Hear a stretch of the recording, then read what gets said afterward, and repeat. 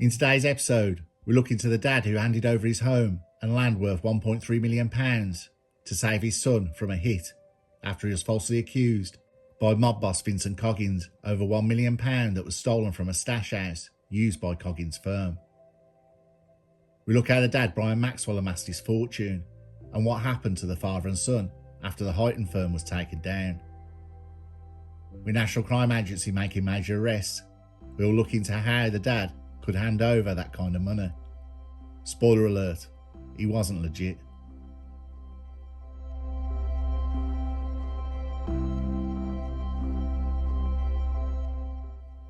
Brian Maxwell had become over the years a well-established supplier. He started off small, and over the years with rising demand, his role as a supplier grew. He was always a one-man band operation. He never had partners, and would always pay a tribute of his earnings for protection. Anything Class A or B product you could buy in quantity from him. Over the years he became a wholesaler to the criminal underworld. His main product was Class B, and in a series of houses he would purchase as buy-to-let. He would buy some of these houses cheap, normally with occupants already in. He was in no rush to get these occupants out because they aided his money laundering activities. The houses would always be detached with a wide boundary next to the property. The empty houses would have an upstairs ripped out and would be full of grow tents. The lofts were well insulated in case of police choppers doing flyovers that would spot the heat signals from the heat lamps. The downstairs would be fully furnished and decorated, and the houses would have timers on the lights to make it look like people lived there. Even to go so far as leaving cars on the property to make it look real. These houses were kept hush-hush. The gardens were looked after, with gardeners doing local weekly visits, mowing lawns, and putting out beautiful expensive hanging baskets, and plants were placed outside for a nice final touch. Aiding Brian Maxwell was Brian Maxwell Jr., who grew up in the criminal underworld and had a great deal of knowledge from watching his dad. He was a smart young man with a head for figures, and he and his dad were extremely close. He started work with his old man. Any communications about their dealings would be on EncroChat or face-to-face outdoors. He was warned from an early age to keep quiet. The old saying, loose lips sink ships, used in World War II propaganda, stayed with Maxwell Jr., and he became a real chip off the old block. But something would happen that would bring things to a grinding halt, but reveal an amazing opportunity.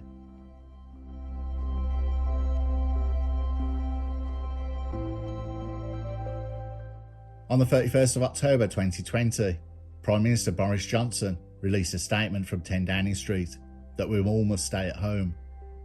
Non-essential businesses were to close, and we were all told to isolate. With this was rolled out grant schemes. Businesses were given money to shut their doors. Large firms from manufacturers to the local chippy were given these and access to further loans. Businesses immediately signed up for these, but with the government being bombarded by requests for grants, mass fraud occurred from UK and foreign criminals. One of them being the Maxwells. 1.5 million businesses applied for the loans. £2.2 billion was lost to fraud. Maxwell Sr. received the payments and used it to buy 3 more houses. For dealers, business had been affected. Driving around in a car, police would want to know where you're going.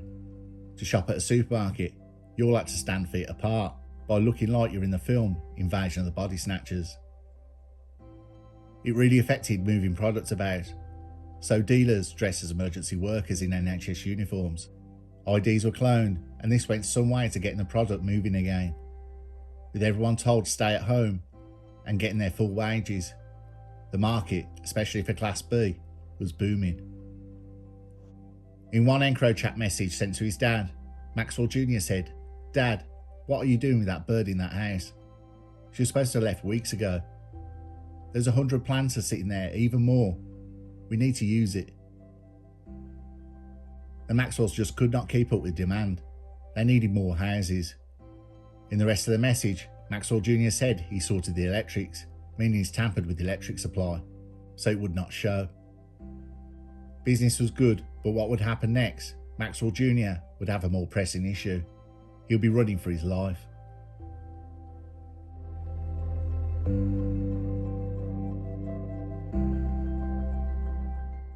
Meanwhile, across town, a mob boss received a call. Vincent Coggins was head of the Huyton Firm. He had ran Merseyside for a good 40 years, a powerful organised crime group, which Vincent and his older brother Francis had built. Known as the headmaster, Vincent Coggins ordered attacks and hits on rivals, with a line around the block wanting to work for him. Whatever criminal enterprise was, the criminal roots of that venture would lead to the Huyton Firm. Vincent Coggins had seen the news that evening about the robbery. The press had labelled it a burglary and a home invasion. 4 raiders had attacked the homeowner and his adult son, and drove off in a van. The homeowners said nothing was taken. Vincent Coggins, watching, seen it was on the same area of one of his stash houses, and as soon as he seen the street in the background of the police cordon, he knew that his stash had gone before even being told. It was one of his many stash houses that held product over £1 million worth. It was a depot to supply dealers. Vincent Coggins was straight on the phone to his associates and said, who was that insane to go and steal from him? He was in good humour talking to his crew, but it was the front on this gang who robbed him. No gang or crew would have the bottle to go up against him. He wanted his product back, and the men who took it dead. An example had to be made.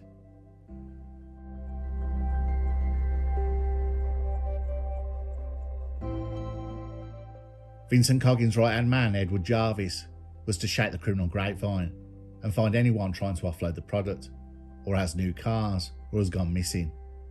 With the criminal fraternity having their ear to the ground at the slightest whisper, a few days will go by without anyone in the Huyton Firm having a clue who it was. Vincent Coggins spoke on EncroChat to Jarvis, saying he thinks it's a son from the owner of the stash house, 18-year-old Paul Flynn. He has knowledge of it and is stupid enough to do it. But then Coggins changed his mind again. The name Vincent Coggins had come up with this time was Brian Maxwell Jr. Vincent Coggins, whose EncroChat handle was Moonlit Boat, messaged to Jarvis, whose handle was Soft Herb, and told him it's Brian Maxwell Jr. and those 2 no marks he hangs around with. Jarvis said he'll look into it. At this point, one of Coggins' associates had messaged Richard Caswell, a dealer and enforcer who was close to the Huyton Firm, but chose to be a lone gun.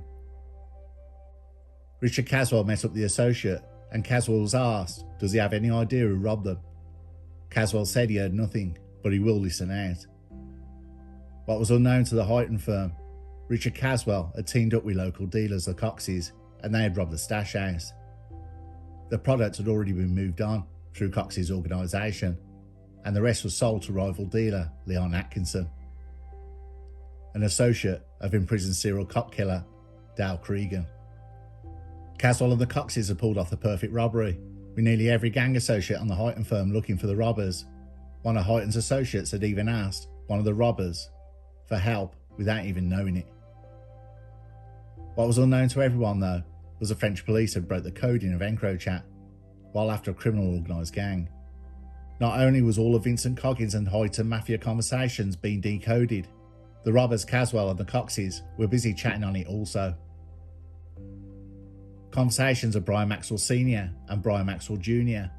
about houses and plants had also been decoded. EncroChat, the coded device that could not be broken, that criminals put their faith in across the globe, had revealed everything. All the National Crime Agency had to do would be to gather evidence and let them keep talking.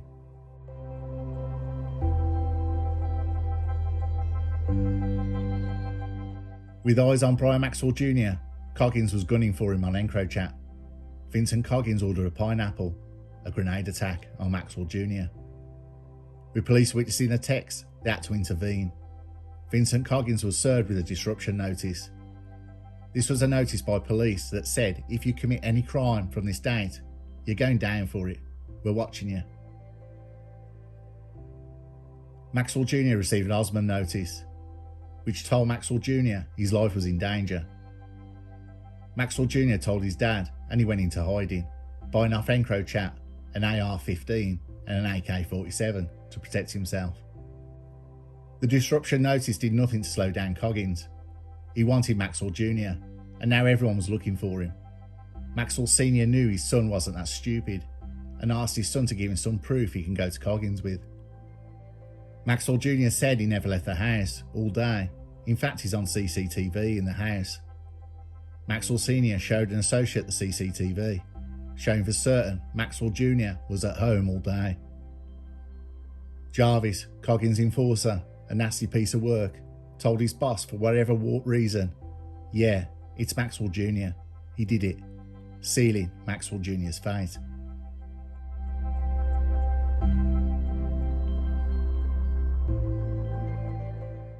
Brian Maxwell Sr. got into contact with Vincent Coggins and offered money.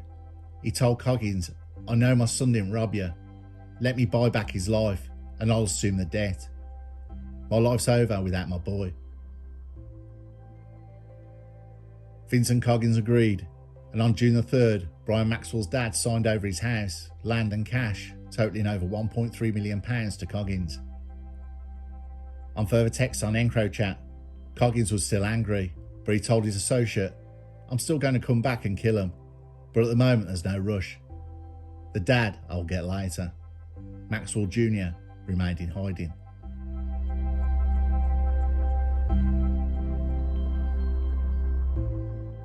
First was the National Crime Agency that launched dawn raids. Richard Caswell was arrested. Craig Cox was arrested before he could flee the country. Lee Cox and Jason Cox fled secretly to Spain 2 days before to lie low from the Stash House raid. Lee Cox and Jason Cox were arrested in Spain after being spotted by police. The Coxes tried to smash their way out of a traffic jam. After it was released on the news that these were the real robbers of the Stash House, Vincent Coggins was furious. He had let Caswell into the firm, and he was trusted. To betray him like this will not stand.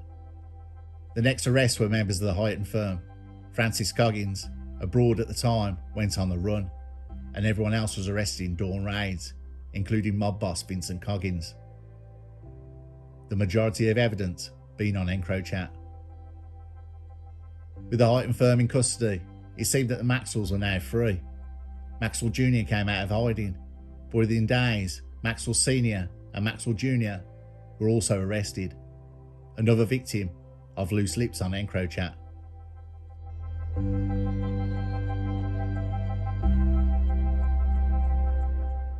The sentences for the Stash House raiders was: Jason Cox was jailed for 14 years for his part in the robbery and conspiracy to supply. Craig Cox got 13 years for the robbery and conspiracy to supply. Delivery driver and getaway driver Benjamin Monks Gorton got 6 years 9 months for his role in the raid.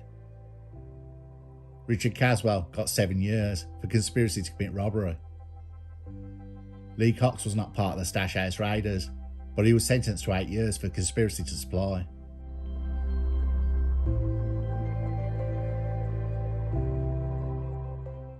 For sentences for the Huyton Firm, Vincent Coggins was jailed for 28 years after pleading guilty to conspiracy to supply and conspiracy to commit blackmail. Edward Jarvis was sentenced to 28 years for blackmail and conspiracy to supply.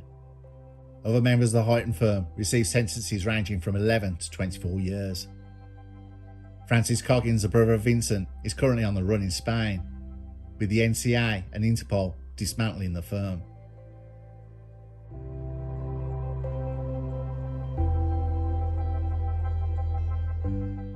EncroChat had sunk the Maxwells, like the Huyton Firm. Every conversation had been recorded by the National Crime Agency. Brian Maxwell Sr. was sentenced to 13 years for conspiracy to supply. Brian Maxwell Jr. was sentenced to 18 years and 14 months for buying and possessing the AR-15 and AK-47. The judge who sentenced the Maxwells said the phones were your downfall. The NCA has started possession orders on property and finances linked to the Maxwells, with forensic accountants dismantling the operation. Confiscation orders are also granted for the Huyton Firm and the Stash House raiders. The property and land Brian Maxwell Sr. had given Vincent Coggins to save his son was absorbed by 2 companies owned by Vincent Coggins. These are currently in the hands of the National Crime Agency. No legal notice has been served by any of the Maxwells to reclaim the $1.3 million given to Coggins. If no intent is made to claim it, it will most likely become proceeds of crime and claimed by the government. With the Huyton Firm and the Maxwells, they have to prove what they have is bought with legit taxed income.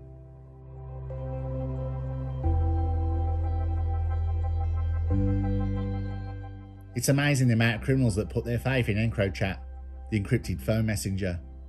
The raid on the stash house, the National Crime Agency already knew who did it, and if that crew had kept quiet, the chances are they'd have got away with it. The Maxwells were sunk as well as the Huyton Firm for using EncroChat devices.